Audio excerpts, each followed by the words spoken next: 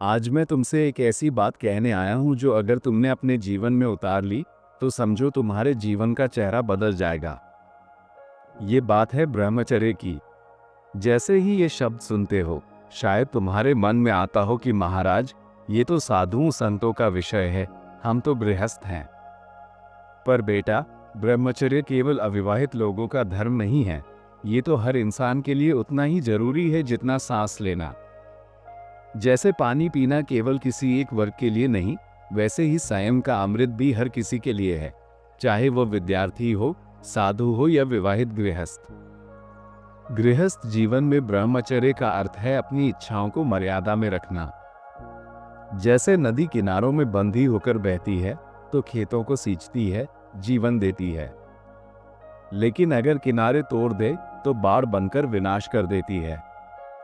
वैसे ही हमारे अंदर की इच्छाएं अगर मर्यादा में रहें तो जीवन में सुख और शांति देती हैं, और अगर मर्यादा तोड़ दें तो जीवन में दुख और पतन लाती हैं। पुराने समय में एक राजा था। वह बलवान, बुद्धिमान और पराक्रमी था।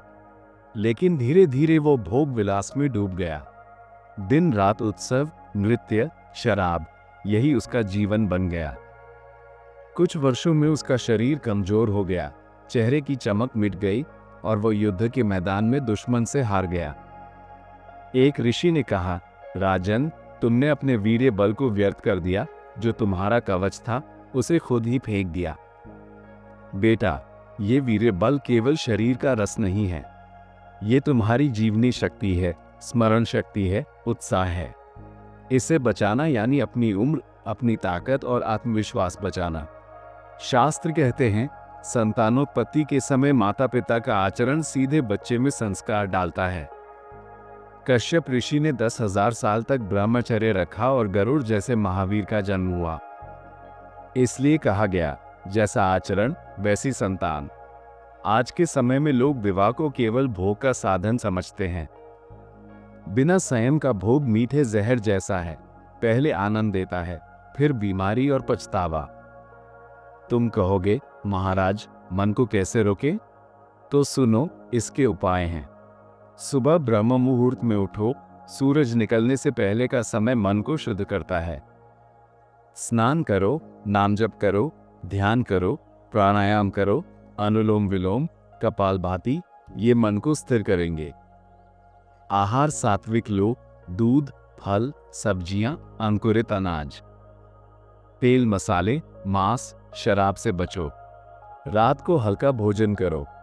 आंखों और कानों की रक्षा करो। अश्लील और उत्तेजक चीजों से दूरी रखो। जो मन को उकसाए उसे तुरंत छोड़ दो। एक युवक ने गुरु से पूछा, गुरुदेव, क्या मैं विवाहित होकर भी ब्रह्मचर्य रख सकता हूं? गुरु ने दीपक जलाकर कहा, बेटा, दीपक का तेल खत्म हो जाए तो रोशनी भी बुझ जाती है। अगर रोशनी बनाए रखनी है तो तेल बचाकर जलाना होगा। यानी प्रेम की रोशनी घर में रहे, पर उसका ईंधन, तुम्हारी ऊर्जा, व्यर्थ ना हो। गृहस्थ का नियम आसान है। शारीरिक संबंध केवल आवश्यकता के अनुसार, ना कि हर इच्छा के पीछे भागकर। कुछ दिन, कुछ हफ्ते पूरी तरह ब्रह्मचर्य रखो। फिर देखो, शरीर हल्का, चेहरा दमकता और मन शांत। 2 किसान थे। एक अपने खेत में रोज पानी डालता, पर सीमा रेखा का ध्यान नहीं रखता, पानी बर्बाद हो जाता। दूसरा किसान पानी बचाकर सही समय पर देता। पहले किसान की फसल सूख गई, दूसरे की लहलहा उठी। ब्रह्मचर्य भी ऐसा ही है। ऊर्जा को सही समय पर लगाओ, वरना जीवन की फसल सूख जाएगी। एक साधक जंगल में ध्यान कर रहा था। एक दिन बाघ आया, पर साधक स्थिर रहा, क्योंकि मन नियंत्रित था। जो अपने मन की इच्छाओं को काबू कर लेता है, वो जीवन के हर भय पर विजय पा लेता है। बेटा, असंयम से कभी किसी को सुख नहीं मिला। संयम से कभी किसी का नुकसान नहीं हुआ। आज ही तय करो, सुबह जल्दी उठना है, नाम जप करना है, सात्विक आहार लेना है और अपने मन को काबू में रखना है। तुम देखना, कुछ ही महीनों में तुम्हारा शरीर हल्का हो जाएगा, चेहरा दमकने लगेगा और मन में एक अद्भुत शांति का अनुभव होगा। तुम्हारा आत्मविश्वास बढ़ेगा, घर में प्रेम का वातावरण बनेगा। विवाह का असली उद्देश्य भोग नहीं, बल्कि एक दूसरे की आत्मिक उन्नति में सहयोग देना है।